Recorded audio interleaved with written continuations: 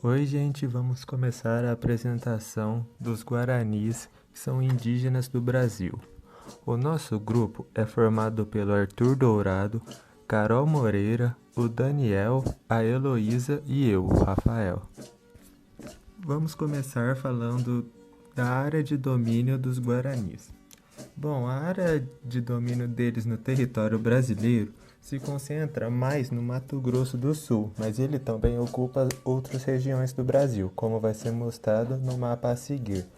E os países que ficam nessas regiões que ele adentram na América, eles têm um histórico de ocupação pelo Guarani que se estende por parte da Argentina, do Paraguai, Bolívia e pelo Brasil.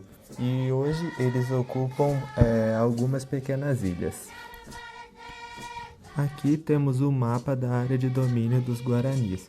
Como é mostrado no mapa à direita, eles adentram uma parte da Argentina, do Paraguai e no Brasil eles pegam do Rio Grande do Sul até o Mato Grosso. E tendo sua maior concentração no Mato Grosso do Sul, São Paulo, Goiás e pegando uma parte de Minas Gerais. E como mostra no mapa à esquerda, o tamanho da área que os Guaranis pegam perto dos outros indígenas do Brasil. Oi, gente. Então, agora eu vou falar o período de existência dos Guaranis. Então, eles já estavam aqui quando os portugueses chegaram. Por volta de 1500, os Guaranis já formavam um conjunto de povos com a mesma origem e já falavam o mesmo idioma. Eles se intercomunicavam entre eles e outros povos. E atualmente os Guaranis seguem vivendo onde sempre viveram, apesar de inúmeras pressões, ameaças e mortes entre o povo branco, que no caso o povo de fora da aldeia, e eles. Os Guaranis também foram se estendendo por toda a parte da América, mediante sucessivas migrações aliadas ao crescimento demográfico, que começaram há uns 2000 anos atrás e que continuam até a atualidade. Então, como a gente pode ver, os Guaranis não foram um povo que desapareceu, que nem os Incas e os Maias. Então, eles vivem até hoje entre a gente. Agora eu vou citar um breve histórico sobre a tribo Guarani e vou falar as datas dos principais acontecimentos envolvendo essa tribo. Vamos lá. Em 1500, espanhóis e portugueses descobrem a existência dos Guaranis. Em 1864, foi o início da exploração erva-mate e implantação de projetos agropecuários. Em 1882, Thomas Laranjeira solicitou do governo federal arrendamento de terras no Sul e Mato Grosso. Em 1915 a 1928, o Serviço de Proteção ao Índio demarcou 8 pequenas extensões de terras para usufruto dos Guaranis e outras tribos, liberando amplo espaço para integrá-los à sociedade nacional, ou seja, inclusão. Em 1943, Getúlio Vargas criou em território indígena a Colônia Agrícola Nacional de Dourados, a CAND. Em 1980, começa a produção de cana e, com o apoio da sociedade, Guaranis recuperam 11 terras indígenas. Em 2008, a FUNAI instituiu 6 grupos de trabalho para identificar e delimitar as terras Guaranis no Cone Sul de Mato Grosso do Sul. Meu nome é Arthur e eu vou falar sobre as características políticas e econômicas dos Guaranis. Os Guaranis são extremamente hábeis na condução política de seus interesses. Cada aldeia é liderada por um chefe, capitão ou cacique. Dependendo da situação, o chefe pode mudar. Cada grupo tem sua autonomia, mas se um problema afetar todos, o chefe que resolve. Essa questão do chefe poder mudar, dependendo da situação. Por exemplo, uma situação igual essa que a gente está passando, de uma pandemia, eles podem mudar o chefe. Às vezes de fome, às vezes problema com outras aldeias, eles podem mudar o chefe, sempre escolhendo aquele que melhor vai ser resolvido o problema, um que agrade todos e que dê certo. Os povos guaranis são muito semelhantes nos aspectos fundamentais de sua cultura e organização sociopolítica. porém diferentes no modo de falar a linguagem guarani, de praticar sua religião e aplicar as diversas tecnologias na relação com o meio ambiente. Tais diferenças, que podem ser consideradas pequenas no ponto de vista do observador, cumprem um papel marcadores étnicos, distinguindo comunidades políticas exclusivas. Esses grupos reconhecem a origem e proximidade histórica, linguística e cultural, e ao mesmo tempo diferenciam-se entre si como forma de manter suas organizações sociopolíticas e econômicas. No território brasileiro vivem os Míbias, Kaiowás e Guaranis, ou Nandevas. Os Guaranis e Kaiowás estão no Mato Grosso do Sul.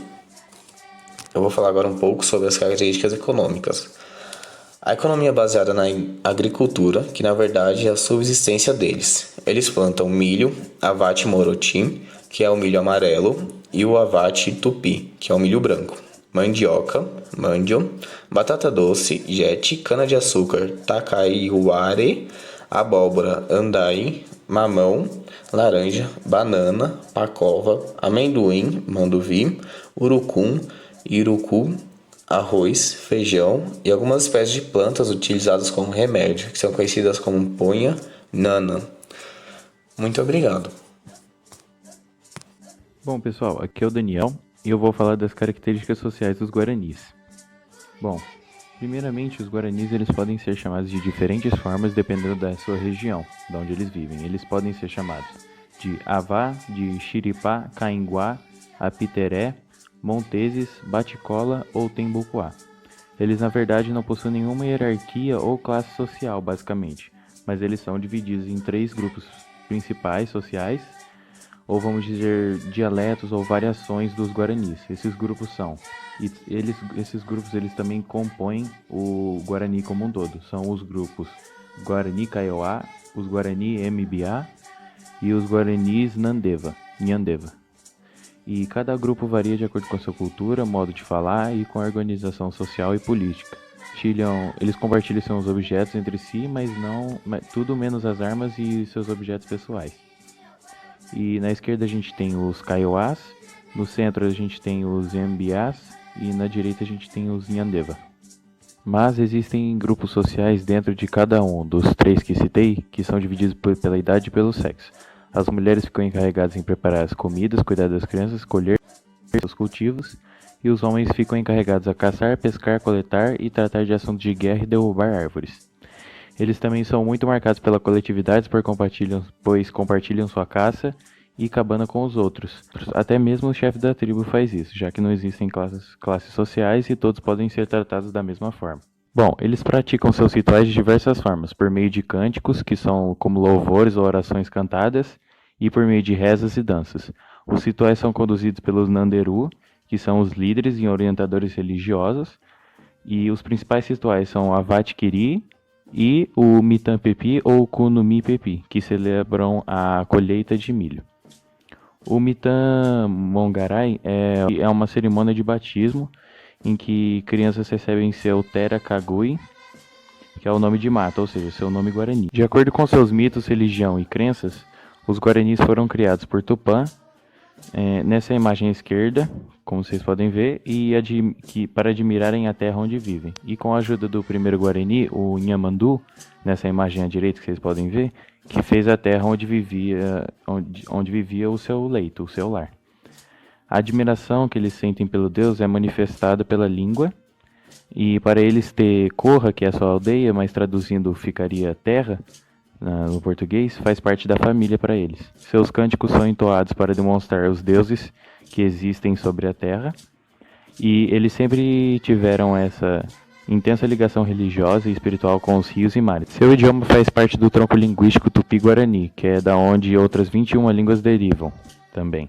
E na esquerda a gente tem um parágrafo escrito em Guarani e logo abaixo as letras do alfabeto Guarani. E já ao lado direito a gente tem o alfabeto Tupi como comparação. De acordo com seus hábitos, costumes e tradições, eles eram caçadores-coletores, mas também viviam da agricultura e da pesca. E pescavam com as mãos, armadilhas, arco e flecha, arpão de 2 pontas e até uma planta timbó, que servia de entorpecente para os peixes para facilitar a pesca. Eles também tinham o costume da coletividade de dividirem tudo, e tanto que o que mais caçava dividia sua caça inteira com o resto da tribo. Para conservarem sua caça ou pesca, eles moqueavam os animais, como a representação ali em cima na direita. Tinham a tradição de construir suas casas retangulares e com várias fincadas no chão. E finalmente, falando da sua arte, e suas músicas e cantos são baseados e enraizados completamente na sua religião. Suas músicas também são entoadas para o controle de forças da natureza, como chover mais ou para chover menos. Os cantos são entoados também ao som das cabaças, transformados em instrumentos musicais. Eles também fazem diferenciadas pinturas, acessórios e enfeites corporais, como os botoques, que vocês podem ver ali embaixo na esquerda, que são pedaços de madeira que parecem pregos. Além disso, também possuem diversos tipos de artesanato, como cestarias, cabaças, vasos de argila, que também é usado para fazer os instrumentos musicais. Agora eu vou falar sobre algumas curiosidades sobre essa tribo e suas principais contribuições. Aqui temos a disseminação de várias comidas para diversas áreas do país e do mundo, naquela época e hoje, como, por exemplo, o Guaraná, que se tornou refrigerante. A erva mate, que virou chimarrão no sul, chamate no Brasil, mate na Argentina, Uruguai e Chile, e tererê no Paraguai e Mato Grosso do Sul. Guarani é o idioma oficial do Paraguai. Contribuiu também para muitas palavras brasileiras com origem guarani, como por exemplo Tijuca, Arapuã, Oca, Poti e etc. E também a preservação de uma espécie em extinção, o palmito jussara. Estima-se que quando os portugueses chegaram, haviam cerca de 1,5 a 2 milhões de indígenas. Antes do contato com os europeus, eles não possuíam linguagem escrita. E essas são as referências. Obrigada por assistir até aqui e tenha um ótimo dia.